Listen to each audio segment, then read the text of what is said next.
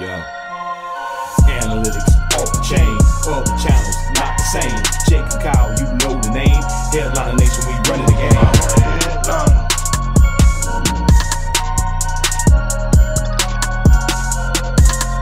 I'm a headliner. What is going on, Headliner Nation? Jake and the Doc coming back at you today for week 3, and I'm pumped. I'm excited. Except we're not going to be full of a lot of great news today, Ethan. I mean, we want to act like we're all happy, but I mean, the Grim Reaper has struck, and you had a few good weeks. You had a good run to start the season, but all of a sudden the injuries are starting to rack up here, and it's only week 3. It didn't take long, Jake, did it? No, it didn't. I was hoping for at least like week 5, week 6, really let you get some momentum early in the season, but no. I mean, we already started just last night, right? We had the breaking news of Christian McCaffrey. We released a quick breaking news video on that, but really didn't have a lot of details. But Ethan, let's just start off with Christian McCaffrey. I'm going to go ahead and I'm going to timestamp this show, so make sure you hit the like button for timestamps because we're going to be talking some injuries. We're also going to be doing some show us your teams, and we're dipping into the mailbag as well. So depending on what you're looking for, timestamps down below. But let's go ahead and kick it off here with injuries, Ethan. And the first one, we got to discuss Christian McCaffrey. I think we do. It's kind of a big deal when the RB1, the number 1 overall player in fantasy, gets hurt. Obviously, he had some injuries last year. Is this a repeat? No, it's not the exact same type of injury that he had before, but it is a hamstring strain. We know that for sure.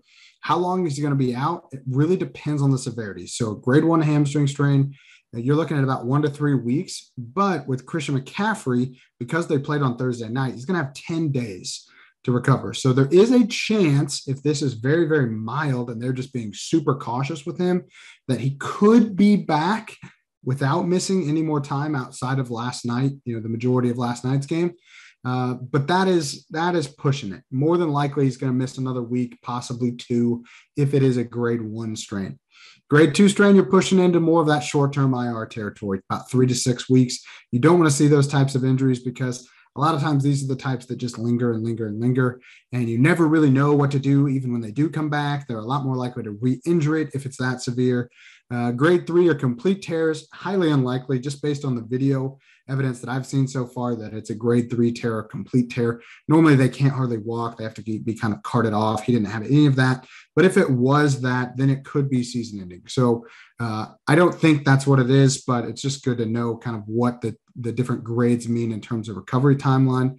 The biggest issue when it comes to a hamstring strain is that he is at the highest risk of re-injury in the first 2 weeks that he comes back. So regardless of what happens or when he actually is healthy enough to play again, there's always going to be that concern in the back of our minds that maybe he's not 100% healthy and maybe there is a much higher risk that he could try to come back too soon and then get shut down again. And we've seen this over and over and over again, especially with running backs, that if you try to push these guys back too soon, this re-injury risk is very, very high. The other thing is we just know when it comes to hamstring strains specifically, MRI results show that even at 6 weeks for mild grade 1 strains, the tissue is not actually fully healed. So there's going to be a ton of risk when he comes back that, maybe he has a re-injury or relapse of this type of injury. So not what you want to see for Christian McCaffrey. Obviously, we're hoping for the best.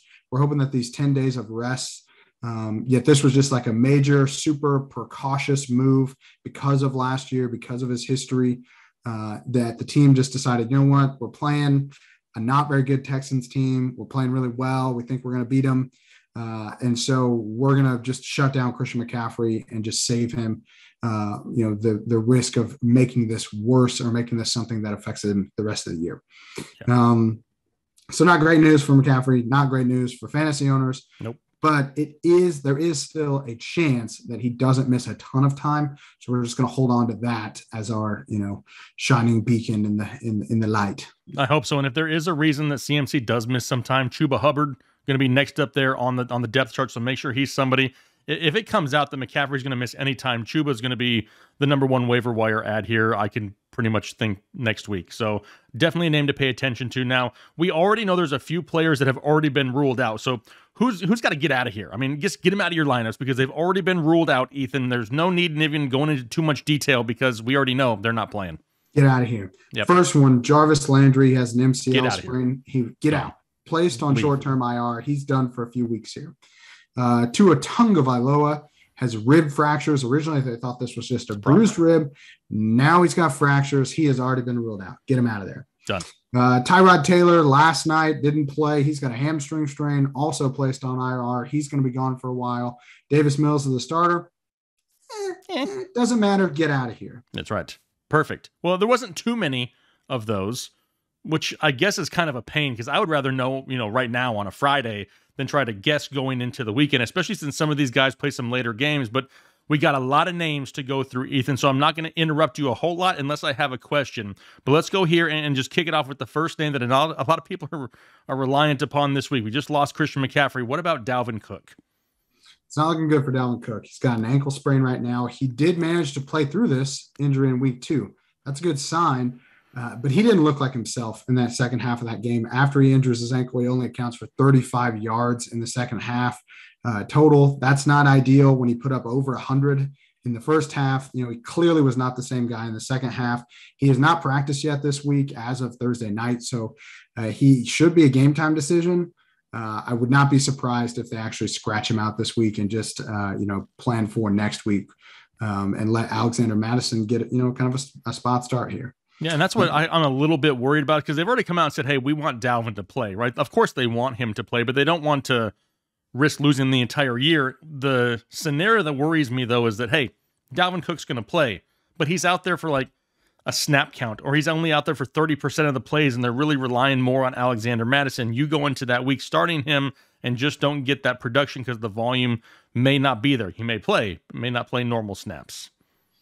Yeah, I think this type of news just pushes Alexander Mattison into a pretty healthy flex spot, regardless of what happens. Dalvin Cook, if he's playing, I have a hard time sitting him. Right. But I would not expect, peak Dalvin Cook with this. What about Josh Jacobs? He's another name that's been on the injury report for a while. Yeah, he sat in week 2 against my no longer undefeated Pittsburgh Steelers. He hasn't practiced yet this week either. So we're talking about last week. We said we don't really know for sure. John Gruden's pretty old school. He doesn't tell us a whole lot about what happens to his players. But we think this might be a turf toe issue. And if that's the case, I'm not really expecting him to play in week 3. And if it is a turf toe issue, we could see this kind of drag out Joe Mixon last year style for a long time. The team does have a bye in week 8. If this is truly a major turf toe injury, it would not surprise me if we don't see him until week 9. I'm not saying that's going to happen. He could be back this week. He could be back next week. But I'm just saying if it is turf toe and it is serious and they're downplaying it, there's a chance that he is missing lots of time. Well, thanks for just kicking us right in the nuts, Ethan. Why don't we move on to Antonio Gibson, another running back a lot of people reliant on. Yeah, Gibson is dealing with a shoulder sprain. He did actually play through this in week 2, so it's not really something I'm too concerned about. Just wasn't as effective as I guess we would expect him to be.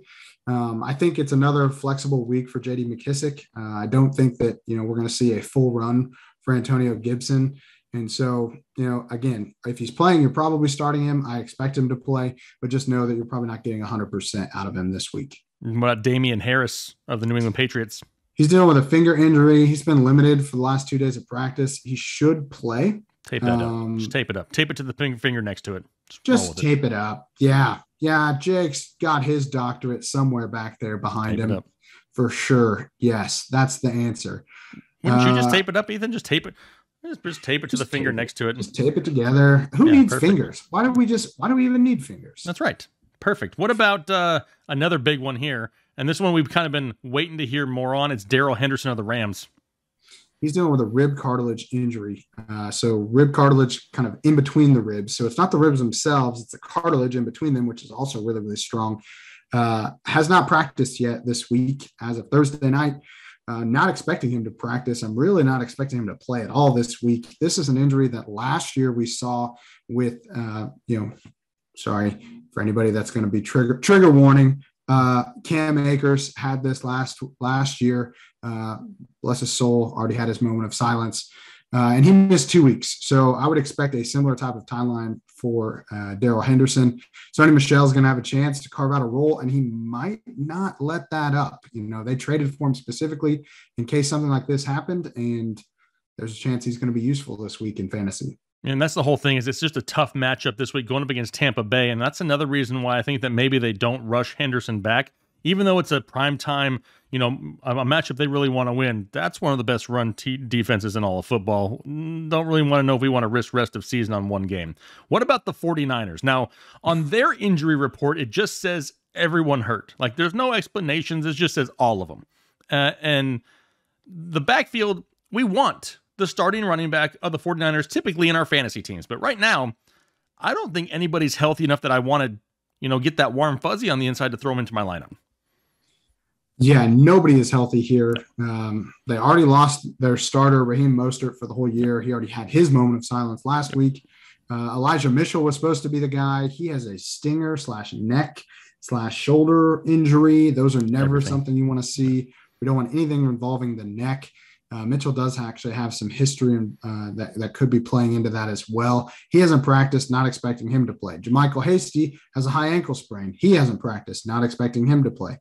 Trey Sermon has a concussion, and we just know with concussions, it takes, it's kind of hit or miss. Sometimes they'll miss, and sometimes they'll play, and there's no real, rhyme or reason to knowing, because there's no real way to know if they're passing all the concussion screens that they're going through. A lot of times you won't even hear if they do or don't. And so we know he was limited, which is a good sign, but there's no guarantee that he'll play either. Jacquise Patrick is a guy, apparently. I don't know. You're not going to play him in fantasy football. You're not going to play away from all of them. Yeah, especially because they play Sunday night. And why risk it with waiting till Sunday night and then not have any other options? So no, not even going to mess with that one. What about Hollywood? Marquise Hollywood Brown of the Baltimore Ravens. He put up some good games here to start the season.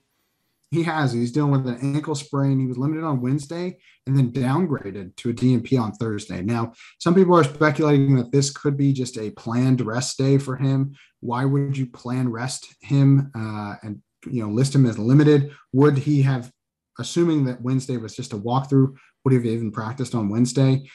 I doubt it. Friday, today, is going to make or break this. Is he practicing at all? If he's not, there's a good chance he misses this week. Perfect. What about DeAndre Hopkins? Now, he's somebody that we're starting to see here the end of the week, but in my opinion, this is kind of just like a veteran's rest. Am I underreacting here? No, I think you're probably right. DeAndre Hopkins, for the last 2 or 3 seasons, really has taken a lot of rest days practice-wise during the week. He rarely misses games. It is incredibly rare. He's one of the old school tough guys. I mean, he just plays through stuff all the time. I just don't expect him to. This is just planned rest, I think, for him. I think he'll be fine. Just kind of keep an eye on it, but I'm not expecting anything big out of this. Perfect. What about Antonio Brown? He popped up on the COVID IR reserve list. Yeah, sadly, this is the world we live in now. He actually tested positive for COVID, so he wasn't just exposed. He did test positive for it.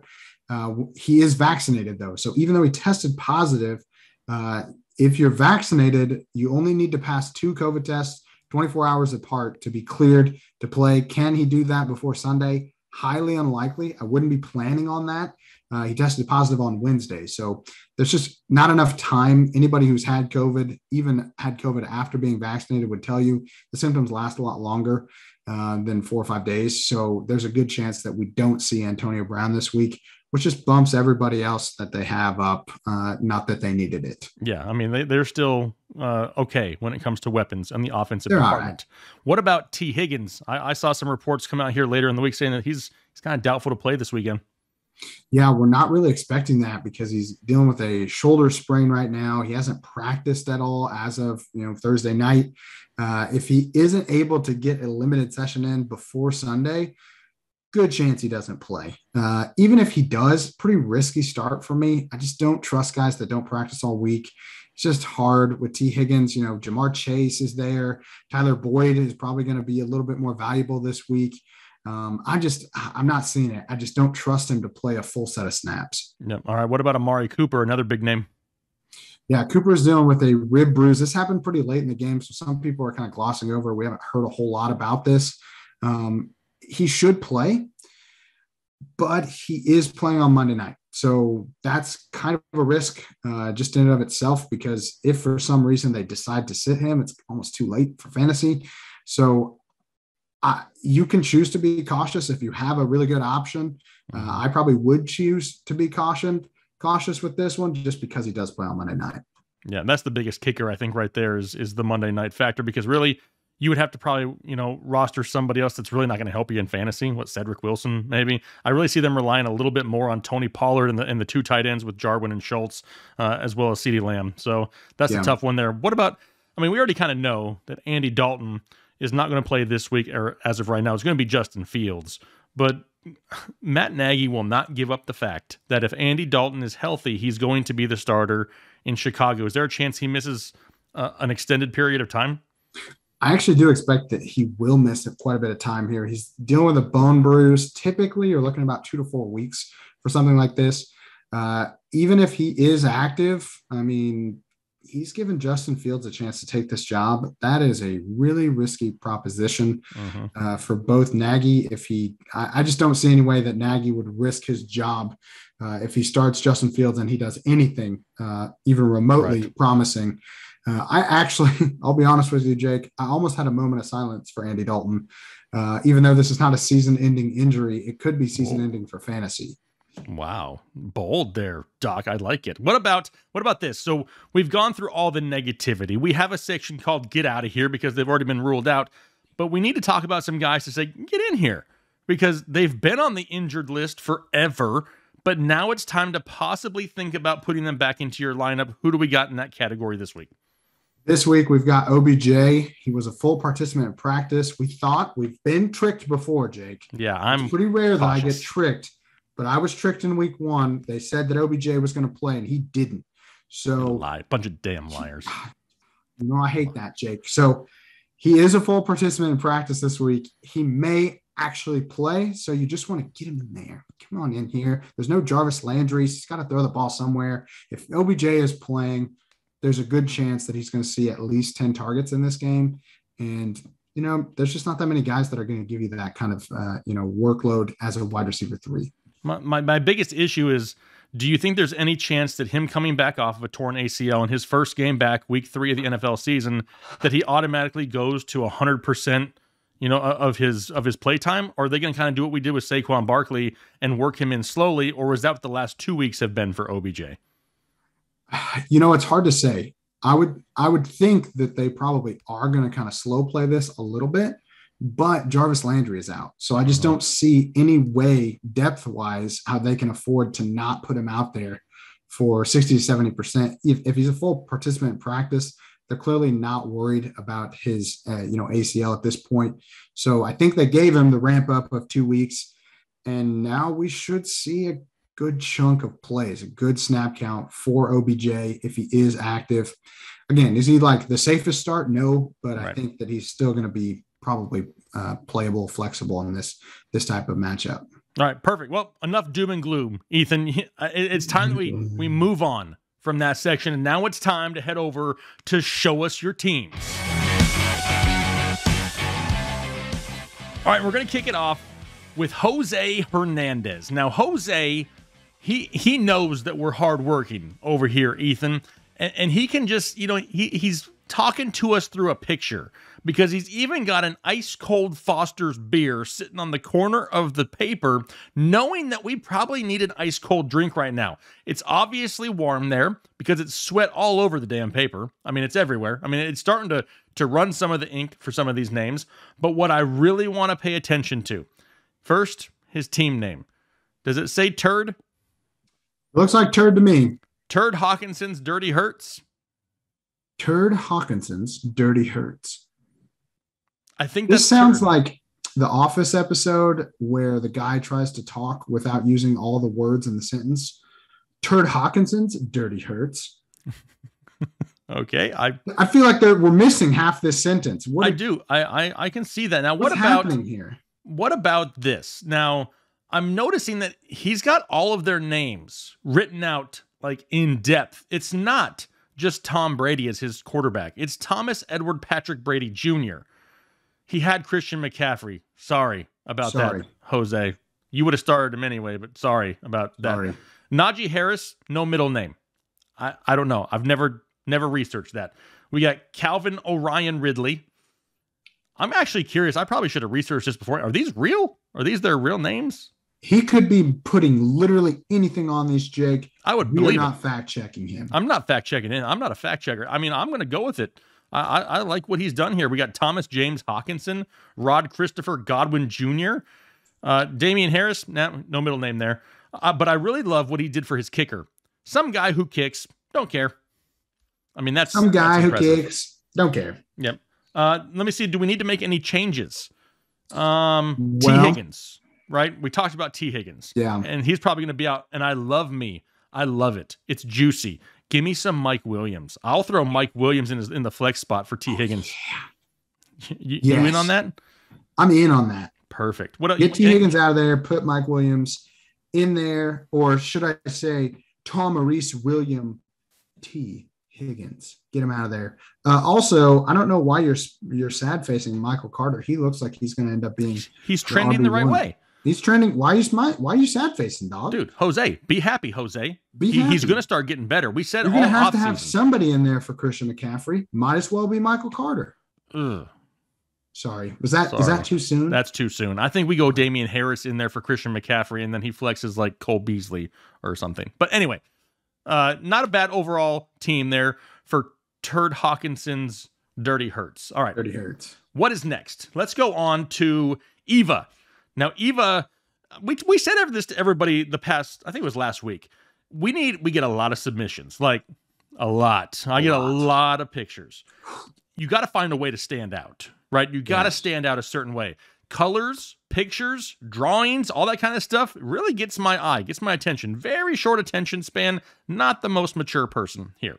So I noticed all the colors here. Now, I bet you did, Jake. Yeah, she's also color-coded the fingernails with the ink color. Now, that is smooth. Was that planned? You think that was planned? You think it was just random? So. You do? I don't know. It's hard to say. I don't know. What about the team name? Lady Resting B-Face. We know what that stands for. You don't care? Yes. Yes, it's okay. Yeah. What about the roster, Ethan? What do you think about the roster? We got Stafford, Chubb, Taylor, Godwin, Marvin Jones Jr., Kittle, Boyd, and what are we on the bench? Sony Michel. Not going to start Sony. Jacoby Myers. No. Not this week. What about, I'm guessing that's T. Williams? T. Williams, Tyrell Williams. Williams? Tyson. Looks that's like what it says RB next to him. I got you. Christian Kirk. We got Juwan Johnson, Zach Pascal, Big Ben, then Judy and Gallup on the IR. Dropped Latavius Murray, the Saints defense, Tyrell Williams, and Jalen Reagor. Yep. It's a 12-team full PPR 9th pick. Currently 1-1 we got all kinds of information on this. The handwriting is nice. The P in Packers is lowercase, should be uppercase. What's up with that? I don't know. Maybe it's a disrespect type thing. Maybe she's not a Packers fan. I don't know. Maybe it's disrespectful. Maybe it is. Maybe she's trying to be rude to people. I'm not here to judge that. Anything you would change in the lineup there, Ethan? Now, I think she's pretty much got her best players in. When I first looked at Nick Chubb, I read Nick Chuldo. Sounds like I'm cursing somebody out in Spanish. Yeah. And I also want to know why everything is underlined in her team name except for the B. It's kind of like the B was an afterthought. Yes. It was just Lady Resting Face, and then she added the B. Looks like it. It looks like it. We have a case of inserting letters after the fact. Yeah, we saw that last week. All right, on to the next one. Oh, here we go. This is good, Ethan. Jordan. What in the world? Jordan's on a job site somewhere in America just ripping off cardboard boxes and coloring cactuses on it. Like, this is this guy's life right here. And his team name is Stroke My Cactus. Okay, that's pretty funny. I love that look at all the little cacti he made. They're way so better cute. cactus than I could draw too. And even got like the little ground underneath it there with the brown shadow. I like that. This looks like it's drawn on it's either cardboard. It's cardboard. Or, are you sure? Is it really thin? Like, is it like looks like masonite? it's on one of those like really cheap paper towels. Oh no. But I think it is cardboard. Dude, what do you think? He's using crayons? What kind of town do you live in? What kind of small town do you live in to think that's like paper towels? You've never seen brown paper towels, Jake? No. Mm-mm. Gosh, rich people, you're the worst. Let's look at this squad. Russell Wilson, love it. AJ Brown, love it. Justin Jefferson, love it. Chubb, yes, love it. Taylor, yes, love it. TJ Hawkinson, DJ Moore.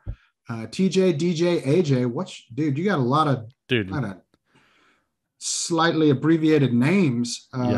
That's concerning. I'm not seeing anybody on his bench that I'm putting in this week. No. 100%. No. I mean, he flexed DJ Moore, and DJ Moore had a good game, so that's over with. But I mean, okay, but also you should not flex Thursday night players, Jake. This is a party foul. Job. Jordan, it is a party foul. Drank. Do you want to say why it's a party foul and tell everybody, Ethan, in case they don't know? Why it's a party foul? Yeah. Because you lose the flexibility if something were to happen to another one of your players later in the week or over the weekend to then replace the player. In this case, DJ Moore, but let's say you put in AJ Brown, who's been dealing with knee injuries, you put him into, your flex spot. So if something happens to AJ Brown, now you have more flexibility in your flex to pick anybody else from your bench and plug them in.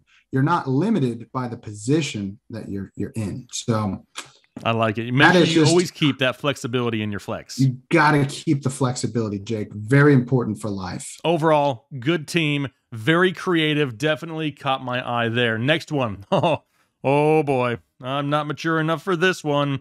Oh my goodness. It's Towland Breaks. This dude went all out. I'm talking straight up the Brady Bunch. He drew a picture for each person, but that's not why I chose it, Ethan. I chose it because I don't even have to plug Manscaped in this series right here because he's done it for us. He already did it. He said, hey, it's my 12 Manscaped team. He even put a picture of a couple sets of cojones. One side is good. One side is bad. Put our promo code in. Dude, what a guy. And told people it was free shipping. That's amazing. He must be a customer. Happy customer. Happy customer. Manscaped. Clearly, the amount of effort that is put on display here is just incredible. Individual he had to be pictures for his starting lineup. I love it. Tom Brady. Okay, let's just get this out of the way, Jake. Yep. The Brady Bunch, that's been a team name for like 25 years now. Yeah. Not the most original, but we'll you know what? Free advertising for Manscaped. We'll let it slide. That's right. The pictures are great. Scary Terry, that's hilarious. Yep. Allen Robinson, AR-12. He's got a nice little AR there. Pretty, kind of looks like a duck, but we'll just give him the benefit of the doubt. Duck. It's like Alvin, a flying duck? What? No, look at the end of the gun. It looks like a little duck. It does look like a duck, Bill. I'll give you that. It looks like a duck. Come on, give me the benefit of the doubt here.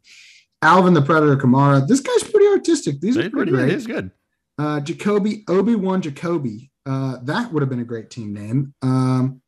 We got Young Ho, Big Kick Koo. Okay, this dude is pretty punny. Yeah. You're so punny with your names. You got so many good names, but you went with the Brady Bunch, the least original name of all. That's right. That is a shame. I'm not seeing anybody that I'm not sure what to do with Brandon Ayuk. I don't love it. Maybe I like that he put Brandon Yuck.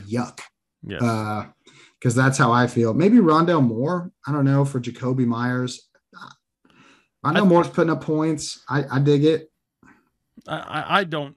Yes, but I think Rondell Moore for me is somebody that I got to see it more than just 1 week to make sure they're going to utilize him weekly. I still think that I may gamble a little bit more and go with like a Bryan Edwards over Jacoby Myers this week. I mean, Bryan Edwards, a matchup going up against the Miami Dolphins, not bad. We know that New England's not a high-powered passing offense, so how many targets is Jacoby really going to get him a higher ceiling? I see a higher ceiling with Bryan Edwards, and that's who I'd put in my flex over Jacoby Myers. But yeah, I think you're right. Outside of that, this is epic. Hey, you know what? Here's the thing, people. This is the effort it's going to take. This is the bar. The bar has been set, right? Even though we still have more to go today. We still have even more, and they are some bonkers ones. There's some good ones. All right. Great. Thank you very much for that submission. We enjoyed that one. Next up, here we go. CP Cyclone Nation. There's a lot going on here. A lot. He says that he's a meteorology major up there in the corner. Yes, and he clearly is an Iowa State Cyclone fan. Oh, yes, because I see the logo there. Okay, I get that. Yes. That works. Okay, so that's tied in there. His team name is Swiftly Killing It. I love it. I don't mind it. Confirmed each down. What? Not sure what that's all about. Confirmed touchdown.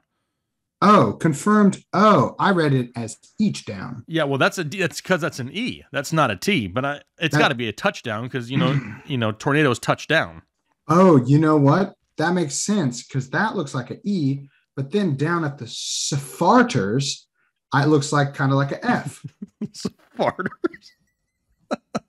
Yeah, what's going on? Let's see here. Cyclone Fantasy.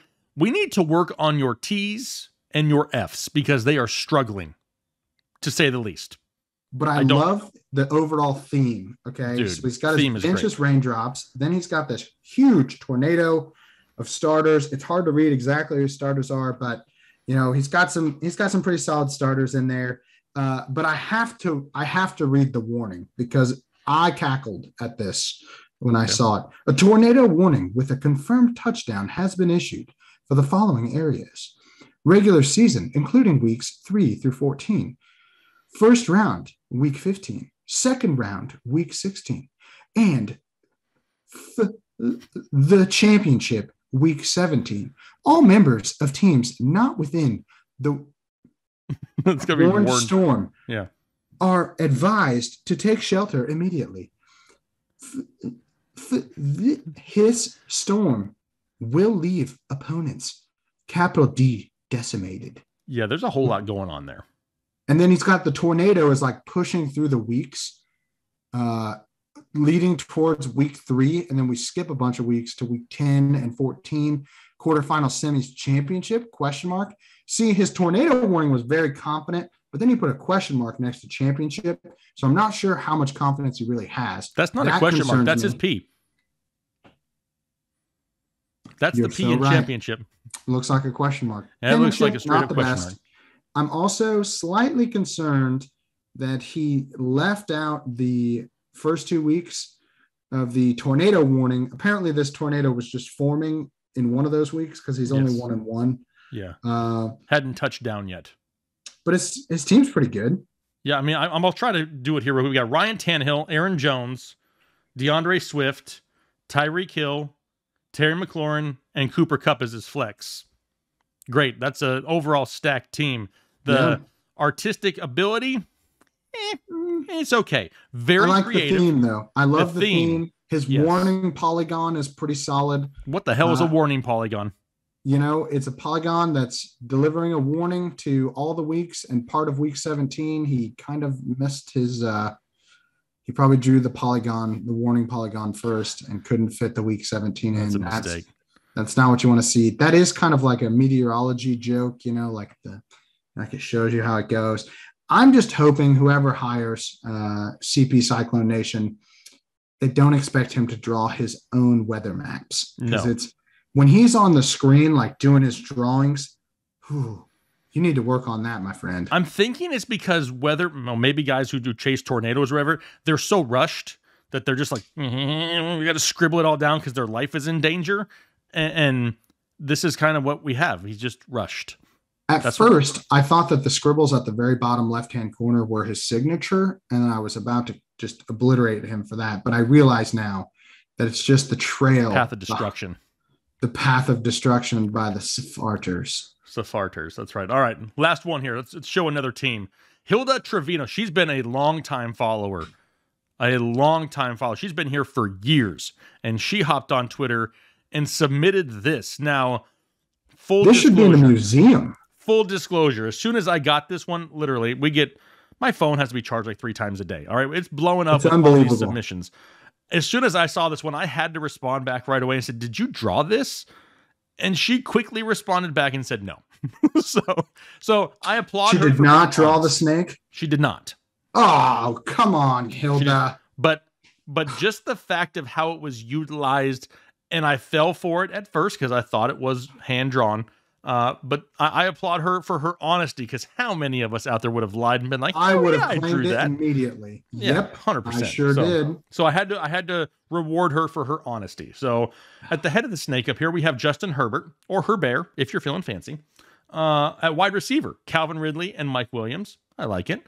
Another wide receiver of Jamar Chase. Okay. Beautiful. So starting 3 wide receivers. For running backs, Antonio Gibson and Nick Chubb. I don't mind that. Love it. Tight end, Darren Balls to the Waller. So we're loving that. Yep. And then another flex of Christian Kirk. So that's where I'm paying attention. Is that where we really want to flex? This is a 10-team PPR, and she's currently 0-2, which is cray-cray with this team. Well, it's not, though, because Calvin Ridley has been underperforming a little bit. So has Antonio Gibson. And Herbert. So I kind of get it. Yes. This is a young team for a standard, and it's standard. So it's a young says standard team. PPR. I'm guessing that means like regular PPR. Standard PPR doesn't make any sense. It doesn't. But in my mind, that's like a full PPR, I would think. Bonus points for not tight end premium or anything like that. Okay. Now, when you look at the flex of Christian Kirk, is there anybody we would want to swap him out with? Maybe J.D. McKissick, maybe. I was going to say maybe J.D. McKissick. He's really the only one I'm loving. I'd probably just roll with Christian Kirk against the Jags and just cross my fingers. Yeah, I guess. I don't love it. Christian Kirk is just ugh. I think Rondale Moore is going to keep taking snaps from him, but I don't want Hilda to think that I didn't notice that she put Carolina Panties as her defense. Oh, there's definitely no R in there. Those are the panties, okay? The Carolina panties. Yeah, that 100%. We can't let that slide. I do like how she added Headliner Nation into the shout actual. Out to the nation. Yeah, she shouted out to the nation there inside somebody's drawing, whoever drew this, or maybe it's a coloring book or something. I don't know. Man, I'm really disappointed that Hilda didn't draw that. I was a little bit too. So much credit. I was going to have that tattooed on myself, but not now. Whoa. How many members down below, for people to hit that join button and join the nation, how many members would it take to get that tattooed on your butt? I don't really actually do tattoos, but pick a number. Members? Mm-hmm. Come on, Ethan. 10,000. 10,000 members, and you'll get that tattooed on your butt. Sure. And me and Taylor are there to vlog the whole thing. We're not going to zoom in on anything. It's going to be a lot. All right, 100,000 members. Anyway, that was Show Us Your Teams. We love doing this. We're going to do this every single week. The beginning of the week, I always go out to Twitter and I ask for these submissions. My inbox gets flooded on a weekly basis, but if you want to have a chance to make it on the show, find a way to catch our eye and be creative. But now, Ethan, we're going to dip in the mailbag here for a couple minutes and answer a few difficult questions. You ready? Yeah. All right, there we go. Let's dip in the mailbag. First one. Dipping in the mailbag with Jacob Jenkinson. Will Tannehill bounce back to the production he usually has? Also, will Tony Pollard become flex viable? First off, for Tannehill, I'm not overly worried yet. That was a touchdown by Julio Jones last week. He was in. He was barely in, but he was in. There's a still photo of that picture where it clearly shows some green between his heel and the line. So I'm not overly worried about it. Those extra 6 points would have made you feel a lot better. I'm not worried about Tannehill. For Pollard, I think he's already flex viable because it is apparent now that Mike McCarthy is just going to use 2 running backs on a weekly basis. Yes, totally agree on both those counts. Not really much to add there. No, perfect. What about Special K? I'm going to let you answer this one since I talked the entire time for the first one. No problem. Is Jamar Chase a sell-high candidate, or does his rapport with Burrow increase as the season goes on and production targets increase? Do I sell high on a guy that's a rookie? No, I'm not selling high on Jamar Chase right here. Do I think his rapport with Burrow increases? I think they already have pretty solid rapport. I mean, they were amazing together in college. I think in terms of Jamar Chase getting back up to speed as a wide receiver, you got to remember he took almost 2 years off of football because he, opted out, and then we waited for him to play in the NFL. So almost 2 full years off. I think just that rust shaking off is going to increase his production and target value as the season goes on. Yeah, 100%. Not selling high on Jamar Chase. But the rapport can't get any worse. I mean, it's already good. It can only get better as they grow together here in the NFL. King Sosa. There's some extra A's in there. Extra A's. He wants to know, do you think David Montgomery will lose touches if Justin Fields is in? My response is I think he may, but I think he becomes more efficient with the touches he gets because now the defenses have to account for a lot more with Justin Fields because Justin Fields can tuck it and run it himself. He's got a great arm to throw it down the field to Darnell Mooney and Allen Robinson. So the holes may be a little bit bigger for David Montgomery to run through, but he may not get as many touches volume-wise, but will be more efficient. Yeah, I agree. The only concern I have with David Montgomery is Justin Fields going to be a Cam Newton-esque touchdown hog in the red zone. Is he going to be one of those guys that calls his own number over and over and over again? We don't know. He didn't seem to be that way in college, but there's no way to know for sure what he'll look like to start. So that would be my only real concern. I do think that David Montgomery is going to benefit a lot from Justin Fields just taking more of the defense, more of the linebackers' attention away from David Montgomery. So I think it'll be fine. It'll all kind of even out. Yep, agreed. Next up, Lucas Schema. Lucas Schema. Can Julio Jones be trusted? I think he can because you didn't draft him in the first or second round, so what do you really have to trust him as? A wide receiver 2, a wide receiver 3 for your team? 100%. I mean, we kind of saw a glimpse of it last week. Like I said, the touchdown was called back. That was a touchdown. He should have had a lot bigger day. So yeah, I'm still trusting Julio Jones. Am I expecting 1,700-yard seasons from Julio? No, but you didn't pay that draft capital to get that statistical production. So what he's going to produce is going to be what you paid for, maybe even a little bit better. So I'm not worried. I'm trusting Julio here as a wide receiver 2 all year. I also trust in Julio Jones, and I'll be honest, Jake, I'm a little concerned with just AJ Brown, his knees.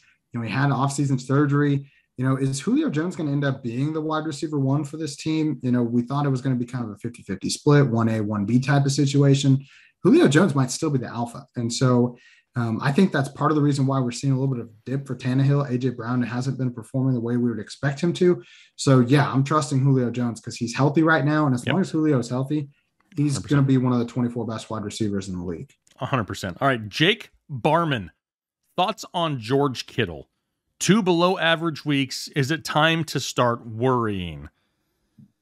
If it was a different position, I would worry. But it's the tight end position, and how many solid options are out there a week? Like 4, maybe? I mean, if that. So it's not like you're going to do anything to get better at the position than George Kittle. Should you worry? Maybe you worry that he's not going to have 100 catches and 1,100 yards, but to have a guy that's probably going to get in the neighborhood of 70, 80 catches and 900 yards, that's still going to be a top 5 tight end in fantasy football, so I'm not overly worried. Yeah, this screams a little bit of an early season overreaction to me. Yeah. Jake, George Kittle is going to be fine. Yep. Are we below average weeks? So we're seeing him a little bit at his floor. That should be actually encouraging to you. If this is like below average and he's still a top 12 tight end, what do we do when he starts performing above average for himself? He's going to have games where he blows up. I'm not worried about it right now with George Kittle. Call me in 2 months if he's still producing middle tight end 1 numbers. Yeah. So in 2 months, the season's going to be like 2/3 over. Yeah, but I'm not concerned because you're still going to be looking at a top 12 tight end. Easy. There's just not enough options out there to be concerned about George Kittle, Nope. I guess. Exactly. Dominique Evans, one of our members of Holden Chubb. Definite member. How do I know that? Because she's got a chicken wing next to her name, and that's one of the badges you get here when you're a member. So I could tell she's that. Lone boning. That's lone boner out there. Absolutely. All right. Cordero Patterson. This is a name that's been coming out a lot this week, is listed as a running back in my league format. I saw Kyle have him as a start under the receiver video because different sites have him listed in different ways. Now it's pretty much almost across the board that he's kind of a running back / wide receiver. But as a running back, would he be considered a start for us this week? It's still Cordarrelle Patterson. Like, I don't want to overhype Cordarrelle Patterson because we've had these thoughts about him at certain times over like what feels like the last 10 years. It's not like he's a guy who is all of a sudden brand new to the NFL and he's just setting the league on fire. He's been around for a few years and is just kind of a gadget style player. In an offense like Atlanta, where it's already kind of hit and miss, up in the air, not exactly firing on all cylinders. They can't even get the ball to Calvin Ridley and Kyle Pitts consistently. I'm not overhyping Cordarrelle Patterson here just yet. I want to see it for a couple weeks before I even consider trusting him and throwing him into my lineup. Yeah, you're right, Jake. I just don't think he's getting, I don't know. The opportunity concerns me more than anything.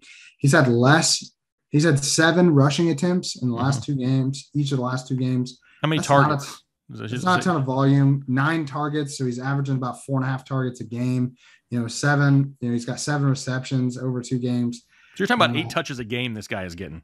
Yeah. I mean, you're looking at, 7 attempts, 11 touches a game, roughly 12 touches a game. That's just not enough for me to trust over guys that are, you're going to have most likely options on your team that are either getting, 15 touches a game to 20. And those are they're just safer options right now. I mean, yes, I like Cordarrelle Patterson as a story, but I need a couple more weeks before I really, truly trust him. I would keep him on my team or maybe try to trade him for somebody that's kind of locked into more volume. But right now, I just don't see any reason why you would have to, force him into the lineup. I don't think he's made that kind of case yet. I'm going to put you on the spot really quick because I'm going to throw a couple names out at you, and you tell me if you go Patterson or the person I name. Okay. Ready? Go. James White. Michael Carter. Carter, probably. Kenneth Gainwell. I'd go Patterson there. Naheem Hines. Oh, give me Hines. Okay. So that's where that's kind of where I had him pegged, is right there where you start to hit that pass catching running back, the James Whites, the Naheem Hines of the world. That's kind of where I have him pegged as of right now, to where I would consider it at some point. But I'm not going to buy the hype here too early. I'm going to wait a couple weeks, see how they continue to utilize him. If this continues, then yeah, he's definitely somebody who we're going to start talking about more and more in the future. But just like you said, keep him on your lineup, hold on to him. Don't just immediately throw him out there to be a starter. But Ethan, we've talked a lot tonight. It was a long episode. Like I said, there's timestamps down below. A lot of injuries to cover. We went through some show us your teams. We dipped in the mailbag. So hopefully you guys had a little bit of fun. If you did, hit that like button for us, because the likes greatly help us out here on YouTube. And if you like this kind of information every single week, hit the subscribe button for the love of all things holy, because we are doing this for you every week of the NFL season to make sure you're covered for all things fantasy football. So for myself and the doc, we're going to get out of here. We're going to enjoy our weekend. We're going to watch some football, and hopefully we all leave this weekend a bunch of fantasy football winners. So for myself and the doc, we'll see you later. Have a good night. Have a good weekend.